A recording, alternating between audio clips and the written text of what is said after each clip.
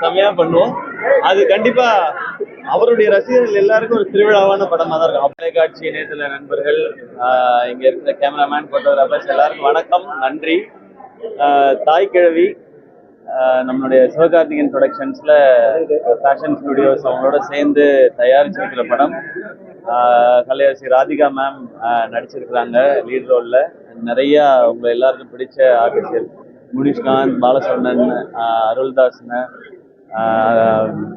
இன்னும் நிறைய artist, Rachel, George Maryan, சிங்கம்புலியன், நிறைய பேர் நடிச்சிருக்காங்க. இது ஒரு ஜனரஞ்சகமான படம், எல்லா வயதினரும் பார்க்கணும்னு ஆசைப்பட்டு எடுத்திருக்க படம்.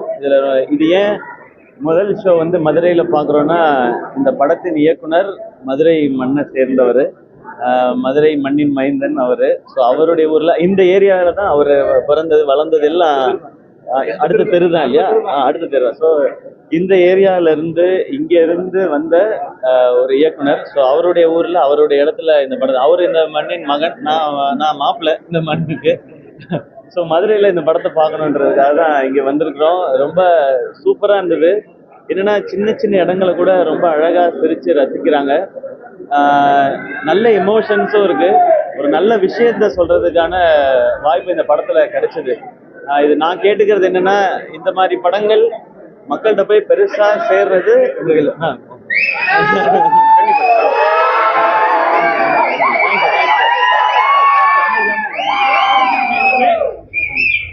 இந்த மாதிரி படம் மக்கள்கிட்ட போய் சேர்றது உங்க கையில தான் இருக்கு. நீங்க எல்லாருமே பாருங்க, உங்க ஃபேமிலியோட பாருங்க, உங்களுக்கு ரொம்ப ரொம்ப பிடிக்கும். நீங்க இதை கொண்டு போய் எவ்வளவு பேர்ட்ட சேர்க்க முடியுமோ சேருங்க. இது ரொம்ப திருப்தியான படமா இருக்குன்னு பாக்குற எல்லாருமே சொல்றாங்க. இந்த பாராட்டு தான் இன்னும் பெரிய திருப்தி கொடுக்குது. இதுக்கப்புறம் இந்த நிகழ்வுக்கு அப்புறம் நான் பின்னாடி இருந்துக்கிறேன், இவங்க எல்லாரும் தான் முன்னாடி இருக்காங்க.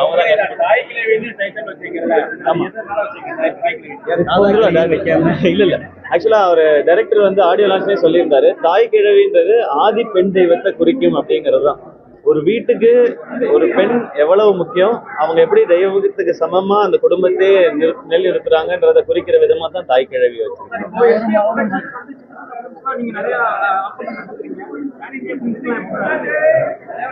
பேன் இண்டியான்றது ஒரு கதை, அது போய் ரீச் ஆகி ஹிட் ஆச்சுனா தான் பேன். இப்ப இந்த ஐடியா எடுத்துக்கிட்டீங்கன்னா, எனக்கு தெரிஞ்சு குடும்பத்தை இழுத்து பிடிச்சி, அதாவது காலேஜுக்கு போகாம பெரிய பட்டப்படிப்பு படிக்காம ஆனா குடும்ப நிர்வாகத்தை பார்த்து அந்த குடும்பத்தை நிறுத்துற பெண்கள் எனக்கு தெரிஞ்சு இந்தியா முழுக்க இருக்கிறாங்கன்னு நினைக்கிறேன். ஸோ அதை சொல்ற படம் தான் இது. ஒருவேளை ரிலீஸ் ஆகி வேற எங்கேயாவது ஹிட் ஆச்சுன்னா இதுவும் ஒரு பேன் இண்டியா தான். பட் எனக்கு அப்படி தெரியல. நல்ல கதையை சொல்லணும், அதுல ஒரு நல்ல விஷயத்த சொல்லணும். என் படத்துல பண்ண முடியாத எக்ஸ்பெரிமெண்ட்டை ப்ரொடக்ஷன்ல பண்ணணும். அது நான் இன்னொரு ப்ரொடியூசரை காசு போட்டு பண்ணுங்கன்னு கேட்க முடியாது. அதனால நம்ம காசு போட்டு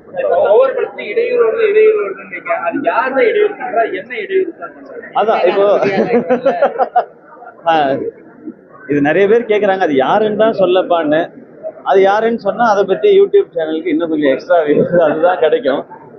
இதை சொல்றதுக்கு காரணம் வந்து நான் இன்னொருத்தரை குறை சொல்லணும் அப்படின்றது இல்லை. இங்க எவ்வளவு பெரிய விஷயத்தை தாண்டி கடந்து வரணும்னா, மேபி இந்த கேள்வி வருதுன்னா அதையே சொல்லாம தவிர்த்துக்கிறதும் ஈஸி தான். அந்த மாதிரி தடைகளை தாண்டதுன்றது, இப்போ மேம்லாம் பாத்தீங்கன்னா அவங்களுடைய 48 வருஷம் இந்த இண்டஸ்ட்ரியில இருந்திருக்கிறாங்க. இது எல்லாருக்குமே இருக்காங்க. இப்போ உங்க லைஃப்ல உங்களுடைய வேலையில அது எல்லாருக்குமே இருக்கும். அது மேடையில சொல்றதுக்கான காரணம் என்னன்னா, என்னைய பிடிச்சவங்களுக்கு நீங்க இருக்கிறதுனாலதான் என்னால தைரியமா இதை கடந்து வர முடியுதுன்னு சொல்றதுக்காக மட்டும்தான். இது குறை சொல்லணும்னா ஈஸியா இருக்குது. இவ்வளவு மைக் இருக்கு, அழகா 4-5 பேரை சொல்லிட்டு ஹெட்லைன்ஸ் ஆக்கி நியூஸ் ஆக்கிட்டு போலாம். இது அதுக்கான காரணம் இல்லை. அதுவுமே அதான் சார், எனக்கு கம்ப்ளைண்ட் பண்றதுக்கு நான் வரல. இப்படி ஒரு சூழ்நிலை இருக்கு, இதை கடந்துதான் இதை பண்ணிட்டு இருக்கோம்ன்ற சொல்றேன். இது எங்கேயோ பாக்குறவங்களுக்கு ஓ எல்லாருக்குமே இது இருக்கா, அப்ப அதை கடந்து அவங்க போற மாதிரி நம்மளும் போலாமான்ட்டு என்னை ரசிக்கிறவங்க யாராவது 4 பேருக்கு அது பாசிட்டிவா இருந்தா போதுமானது மட்டும். அது எல்லா துறையிலுமே எல்லாருக்குமே இருக்குது. அது எல்லாருமே தொடர்ந்துட்டே தான் இருக்கு. நம்ம படத்தை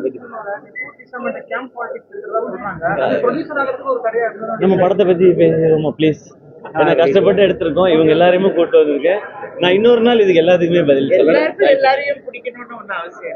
அப்படி எல்லாருக்கும் எல்லாரையும் பிடிச்சிட்டா எல்லாருக்குமான தேவையும் இல்லாம போயிடும், மோனோபலியே ஆயிடக்கூடாது இல்லையா? கொஞ்சம் எவ்வளவு பேருக்கு பிடிக்க வைக்கிறோன்றதுதான் நம்ம சினிமால இருக்கு. நான் எப்பவுமே அப்படிதான் பார்ப்பேன். இப்ப உள்ள 500 பேர் படம் பார்த்தாங்க, இது ஒரு 400 பேரை தாண்டி படம் பிடிச்சிருச்சுன்னா அது பிளாக் பஸ்டர் படம். ஸோ அதுதான் நன்றி நன்றி. மக்கள் அப்படி. ஸோ இது மட்டும் தான் நான் பாக்குறேன். 500க்கு 500ஐயும் பிடிக்க வைக்கின்றது ரொம்ப ரொம்ப கஷ்டமான விஷயம். அதுக்கு முயற்சி செஞ்சுக்கிட்டே தான் இருக்கும். ஆக்ஷன் கலந்த படம் அடுத்து மதுரை கதையை களமா வச்சு படம் என்ன மாதிரியான படங்கள் அடுத்து செய்யோன் நம்ம இந்த மண் சார்ந்து திரும்ப சிவகுமார் முருகேசன் தான் அதை இயக்குறாரு. ஸோ கண்டிப்பா இங்க எல்லாரும் இந்த மண்ணில் என்னெல்லாம் ரசிச்சிருக்கீங்களோ அதெல்லாம் அந்த படத்துல காட்டுறதுக்கு நிச்சயமா முயற்சி செய்யணும். ஆமா இல்ல இது வாய்ப்பு கொடுக்கறதுன்னு இல்லை சார். நான் ஆரம்பத்துல சொன்னதுதான், இது எனக்கு எல்லாரும் கொடுத்த வாய்ப்பு. அதை பகிர்ந்துக்கணும்னு நினைக்கிறேன், இந்த இடத்தையும் இந்த இந்த வெளிச்சத்தையும். ஆமா அந்த மாதிரி தான் ஒரு இன்னொரு படம் எதிர்பார்க்கணும். அந்த மாதிரி யாராவது சொன்னாங்கன்னா நல்லா இருக்கும். நானும் அதுக்கு காத்திருக்கேன். இப்ப நான் ப்ரொடக்ஷனா பண்றது இல்ல, கதை எழுதணும். இது அவர்தான் கேட்கணும். நீங்க பண்ணி கொடுங்க.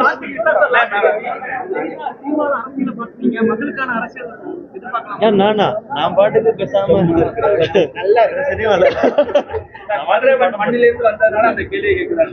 படம் பண்ணுவோம். இப்ப படங்கள்ல எல்லாருமே அரசியல் பேசிட்டு தான் இருக்கும்.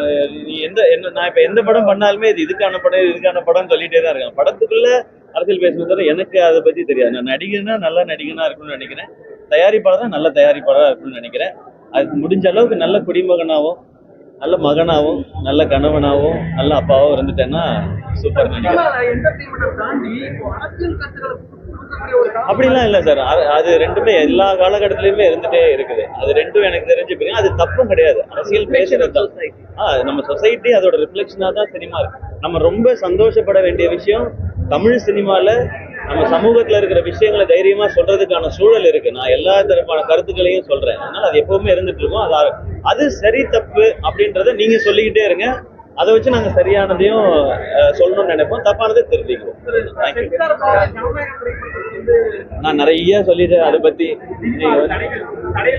இப்பதான் சொன்னேன், நீங்க இப்பதான் வந்திருக்கீங்க போன் எடுத்துங்க.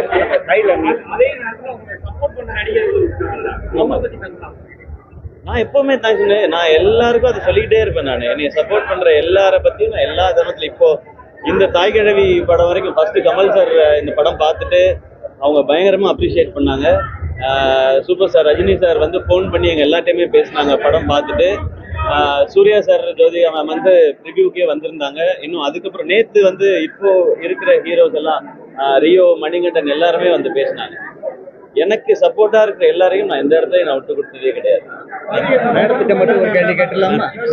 மேடம் சித்தி கேரக்டரா இருந்தாலும் சரி, தாய் கிழவி கேரக்டரா இருந்தாலும் சரி, உங்களை பீட் பண்றதுக்கு யாரும் இருக்கிறாங்கன்னு நினைக்கிறீங்களா? இதுக்கு முன்னாடி இருந்தாங்களா? நான் ஏன் நினைக்கிறேன், நீங்க சொல்லுங்க. நீங்க தானே சொல்லணும். இது வரைக்கும் தமிழ் சினிமால இவ்வளவு வருஷம் இருந்திருக்கு, நீங்க தான் என்ன சொல்லணும், நான் சொல்லக்கூடாது. உங்க கற்பனைக்கு நீங்க சொல்லுங்க, நான் நல்லா நடிக்கிறேனா இல்லையான்னு நீங்க சொல்லுங்க. ஏன்னா ஒவ்வொரு படம் வரப்போகும்போது, நான் சித்தி நடிக்கும் போது சொன்னாங்க, ஐயோ இதுக்கு மேல நீங்க எதுவும் பண்ண முடியாதுன்னாங்க. அப்போ அப்படின்னு அது அந்த மாதிரி ஒவ்வொரு படமும் ஒரு மைல் ஸ்டோனா இருக்கு. அது ஒரு சேலஞ்சா ஏத்துக்கிட்டு என்னால என்ன சின்சியரா பண்ண முடியுமோ நான் பண்றேன், அவ்வளவுதான்.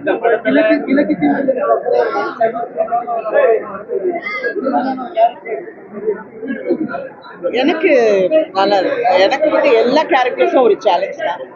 எனக்கு இந்த மண் சார்ந்தது வந்து பாரதிராஜா அவர்கள்னால எனக்கு வந்தது. ஏன்னா அவருடைய தாயாரை வச்சுதான் நாங்க இந்த கேரக்டர் கொஞ்சம் மையப்படுத்தோம். பசும்பொன்லையும் சரி, கிழக்கு சின்னையிலையும் சரி, அதை வச்சுதான் நாங்க பண்ணோம். ஸோ என்ன மறக்க முடியாது, கதாபாத்திரமே மறக்க முடியாது. ஏன்னா இது வந்து பெண்களுக்காக ஒரு முக்கியமான கருத்தை, அதாவது நான் ஒரே ஒரு விஷயம் சொன்னேன். சிவா பத்தி நீங்க பேச போகும்போது, அவர் ப்ரொடியூசரு, டைரக்டரு, இந்த பொண்ணு நடிச்சிருக்கு, பிரமாதமா நடிச்சிருக்கு. இந்த பாலமுருகன் இருக்காரு, அவர் பிரமாதமா நடிச்சிருக்காரு. இதுதான் எங்களுடைய பெருமை, இதுதான் இந்த படத்தோட பெருமை. ஏன்னா இவர் வந்து ஒரு பெண்களுக்கான, இன்னைக்கு அவர் பெரிய ஹீரோ, இன்னைக்கு அவரை வச்சு அவர் படம் எடுத்துக்கலாம், அவர் வந்து என்ன வேணாலும் பண்ணலாம்.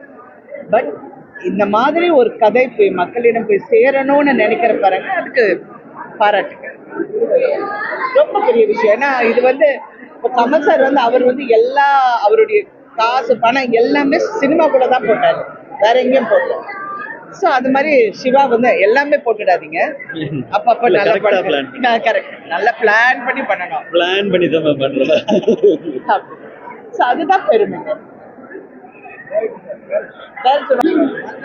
இங்க வரும்போதெல்லாம் செலிப்ரேஷன் தான். எனக்கு படம் ரிலீஸோட வந்திருக்கோன்றது டபுள் செலிப்ரேஷன். எல்லாருக்கும் ரொம்ப ரொம்ப நன்றி. உங்க எல்லாருக்கும் ரொம்ப ரொம்ப நன்றி. இதுல வந்து நடிகரா படம் பார்த்துருக்கீங்க, தயாரிப்பாளரா இருந்து படம் பார்த்துருக்கீங்க, அது இல்ல சார், நம்ம நடிகர் தயாரிப்பாளர்லாம் அந்த வேலை செய்யும் போது மட்டும்தான். இந்த மாதிரி ரெஸ்பான்ஸ் பார்க்க வரும்போது நம்ம ரசிகனா தான் வரணும்.